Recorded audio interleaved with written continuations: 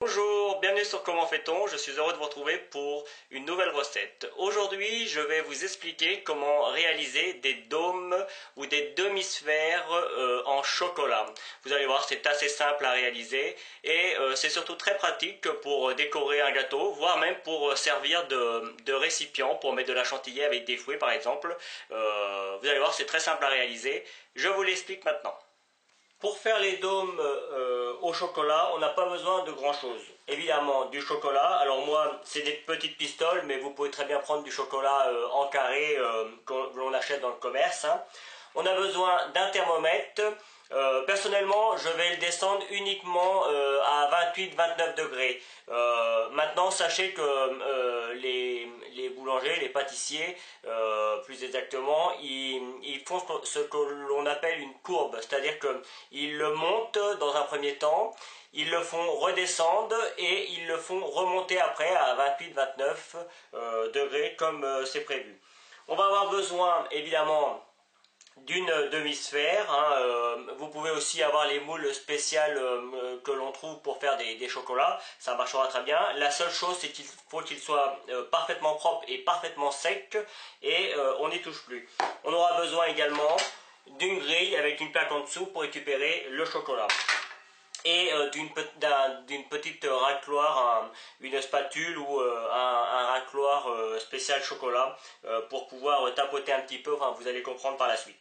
On va commencer par mettre le chocolat au micro-ondes. Alors on va surveiller, on va faire en sorte de fondre les 2/3 du chocolat et on finira de fondre le chocolat à l'aide d'une cuillère. Comme vous pouvez le voir, c'est vraiment la technique du micro-ondes, c'est-à-dire que on commence à faire fondre le chocolat, vous voyez, là, il est presque fondu, et il en reste un petit peu. De cette manière, non seulement notre chocolat va pas être trop cuit, le micro-ondes, si vous le laissez trop longtemps, ça a tendance à cuire le chocolat, et du coup, vous arrivez à rien. Et en plus, le chocolat froid va permettre de faire redescendre un petit peu la température de notre chocolat, et ça va nous aider pour aller un petit peu plus vite dans notre réalisation. Vous voyez, ça fond tout seul. On mélange jusqu'à ce que tout soit bien intégré.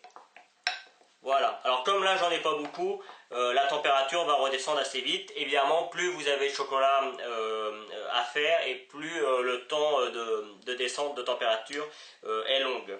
Donc là, on va pouvoir allumer notre thermomètre.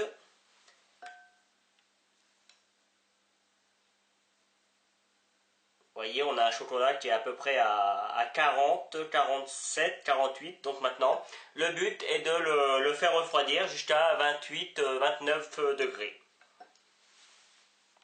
Voilà. Comme vous pouvez le voir, la température est à 28,7. Donc c'est entre 28 et 29. C'est parfait. On va donc pouvoir enlever le thermomètre, bien entendu.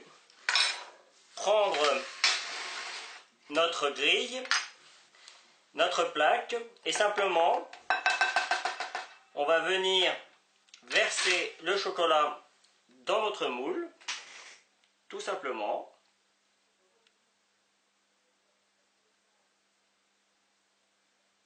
Dans un premier temps, hop, et on va venir en mettre partout.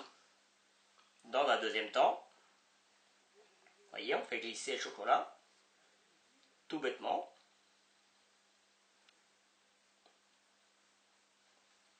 Voilà. Et maintenant, on va le retourner.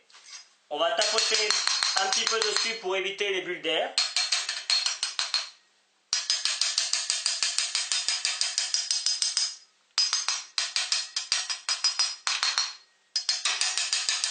Voilà. On le retourne.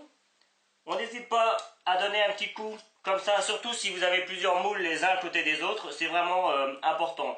Moi j'en ai qu'un, donc c'est pas très utile, mais ça permet d'avoir quand même quelque chose de propre et ce sera plus facile pour démouler. On va attendre quelques minutes que ça finisse de s'égoutter et on va le mettre au frigo entre 15 et 20 minutes. Alors au bout de 15 minutes, regardez avec la main, essayez de le démouler. Si ça se défait, eh bien sortez-le et démoulez-le. Sinon, si vous êtes obligé de forcer pour le démouler, c'est que c'est pas encore suffisamment pris. Laissez-le encore 5-10 minutes. Pour le décoller, c'est très simple. Il suffit juste d'appuyer un petit peu, vous voyez, hein, ça se décolle tout seul. Alors, je vais vous le faire voir maintenant une fois qu'il sera enlevé complètement sur une plaque. Et voici le résultat, une fois complètement démoulé. Alors, évidemment, si vous voulez faire une boule complète, il vous faudra deux demi-sphères que vous collerez avec un petit peu de chocolat fondu. Et puis après, vous pouvez également faire des petits trous dans la sphère pour faire des décors. Je vous expliquerai ça, je ferai d'autres recettes à partir de cette base. Voilà. Comme vous pouvez le constater, à 28-29 degrés, sans avoir fait de courbe particulière, le chocolat est bien brillant. Je vous conseille toutefois de prendre un chocolat de bonne qualité. C'est ce qui fera toute la différence entre un chocolat de qualité qui vous donnera un résultat brillant comme cela et un chocolat de moins bonne qualité où il peut arriver que le chocolat soit moins brillant. Voilà, j'espère que cette nouvelle vidéo, cette nouvelle technique vous aidera pour vos prochaines recettes. A bientôt sur Comment fait-on.